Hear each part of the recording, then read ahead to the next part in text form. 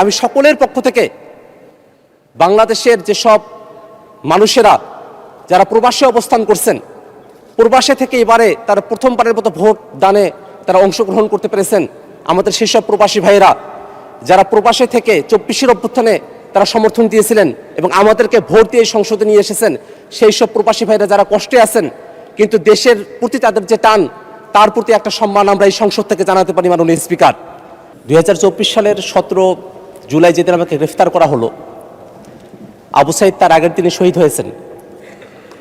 আবু সাইদের মা কান্না করে বলেছিলেন যে হামার বেটাক মাল্লু কেন। এই ভাষাটা একেবারে আমার নিজের মায়ের ভাষা। আমি রংপুরের সন্তান। রংপুরের ভাষায় আবু সাইদের মা যখন এই কথাটা বলেছিলেন, তখন এই বাংলাদেশের শিক্ষার্থীরা, বাংলাদেশের আপামর জনতা, তারা সকলে রাজপথে নেমে এসেছিল। হাজার হাজার মানুষ তারা শহীদ হলেন, হাজার হাজার মানুষ পঙ্গু হলেন। অনেকে এখনও আছেন যারা হয়তো মারা গিয়েছেন, কিন্তু তাদেরকে এখনো পর্যন্ত খুঁজে পাওয়া যায়নি। এমন বিভৎস একটা সময়ের মধ্য দিয়ে বাংলাদেশের মানুষেরা আমরা সকলে মিলে ঐক্যবদ্ধ হয়ে আমরা সে আন্দোলনে ঝাঁপিয়ে পড়েছিলাম। আমরা জানি যে এখানে বিএনপির যারা বন্ধুরা আছেন, যারা জামাতের আছেন, আর আমরা নবগঠিত এনসিপি অর্থাৎ আওয়ামী লীগ এবং তাদের দোসর ব্যতিরেকে বাংলাদেশের এমন কোনো পক্ষ নাই, এমন কোনো মানুষ নেই যারা 24 অভ্যুত্থানের সময়টাতে রাজপথে তারা নেমে আসেনি। এই সংসদটা সেই দিক দিয়ে একটা ঐক্যবদ্ধতার প্রতীক, যে এই সংসদ ফেসিবাদ বিরোধী ঐক্যবদ্ধ পক্ষের সংসদ হিসেবে প্রতিষ্ঠিত হয়েছে। মাননীয় স্পিকার, এই সংসদে রাষ্ট্রপতির বক্তব্য হয়েছে। মাননীয় স্বরাষ্ট্রমন্ত্রী তিনি বলেছেন যে বিরোধী দলের পক্ষ থেকে রাষ্ট্রপতির বক্তব্যের উপরে 50 ঘন্টা বক্তব্য দেওয়ার জন্য আহ্বান জানানো হয়েছে এবং তিনি প্রকারান্তরে একটা টিপ্পণী কাটার চেষ্টা করেছেন যে রাষ্ট্রপতির বক্তব্য বিরোধী দল শুনতে চায় না, তার উপরে কেন 50 ঘন্টার আলোচনা করতে চায়। মাননীয় স্পিকার, তিনিও খুব ভালো করেই জানেন যে অফিস অব দ্য প্রেসিডেন্ট, রাষ্ট্রপতির অফিস, এই যে পদ, সেটাকে কিন্তু বিরোধী দল কখনো অস্বীকার করে নাই। বরং অফিস অব দ্য প্রেসিডেন্ট, রাষ্ট্রপতির পদে যে শাহাবুদ্দিন চুপ্পুর মতো একজন ব্যক্তি তিনি বহাল থাকতে পারেন না, আমরা শুধু সেই প্রতিবাদটাই এখানে করেছিলাম। মাননীয় স্পিকার, এই বাংলাদেশের মানুষেরা আমরা সকলে এই আন্দোলনে অংশগ্রহণ করেছিলাম। আমি বিশেষ করে যারা শহীদ হয়েছেন, আহত হয়েছেন, তাদের পাশাপাশি আমার যেসব ভাইয়েরা, আমার যেসব বোনেরা 24 অভ্যুত্থানের সময়টাতে রাজবন্দী হয়েছিলেন, আমি তাদেরকে বিশেষ করে স্মরণ করতে চাই। শহীদ এবং আহত যারা আছেন তাদের জন্য অপর্যাপ্ত হলেও কিছু ব্যবস্থা গ্রহণ করা হয়েছে, কিন্তু যারা রাজবন্দী হয়েছিলেন তাদের যে দুঃখ এবং দুর্দশা, কষ্ট, সেই বিষয়গুলোকে একেবারেই অ্যাড্রেস করা হয় নাই। এখানে মুক্তিযুদ্ধ মন্ত্রণালয় আছে, জুলাই অভ্যুত্থানের জন্য আলাদা করে একটা অধিদপ্তর করা হয়েছে।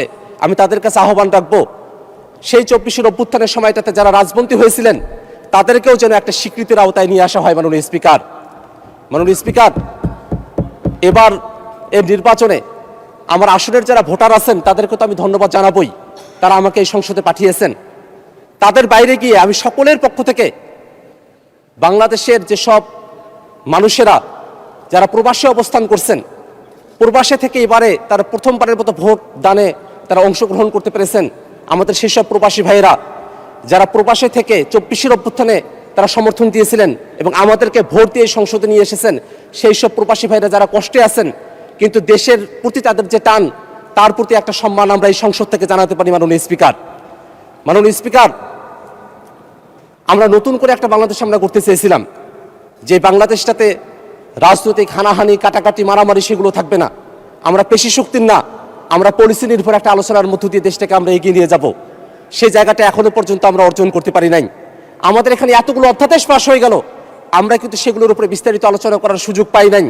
আমরা মনে করি আমাদের এই সংসদ, যে সংসদ একটা আইন প্রণয়নের জায়গা, সে সময়টাতে জনগণের পক্ষে কিভাবে আইন নির্মাণ করা সম্ভব সেই বিষয়গুলোতে আমরা যেন পর্যাপ্ত সময় পাই। ভবিষ্যতে যেন আমরা এই পার্লামেন্টকে আইন প্রণয়নের খুঁটিনাটি বিষয়গুলো নিয়ে আলোচনা করার একটা জায়গা হিসেবে পেতে পারি, সেজন্য আপনার মাধ্যমে সকল সদস্য যারা আছেন তাদের আমরা সুদৃষ্টি কামনা করছি। মাননীয় স্পিকার, একজন সংসদ সদস্য হিসেবে আমাকে অনেক সুপারিশের মধ্য দিয়ে যেতে হয়।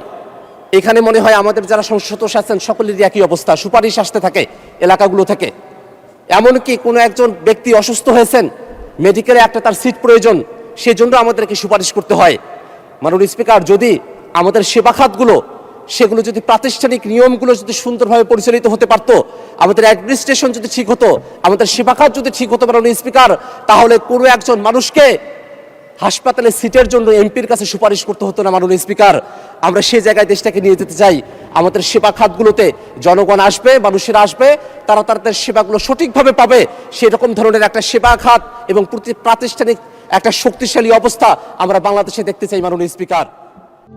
প্রবাসীদের জন্য নির্মাণ হচ্ছে দেশের প্রথম স্মার্ট সিটি, যেখানে থাকছে স্কুল, মসজিদ, হাসপাতাল, সুইমিং পুল, হেলিপ্যাড, পাঠাগার, জিম, সুপারমার্কেট, শিশু পার্ক সহ সকল নাগরিক সুবিধা। মাত্র 30 লাখ টাকা বিনিয়োগে মিলছে আকর্ষণীয় ফ্ল্যাট।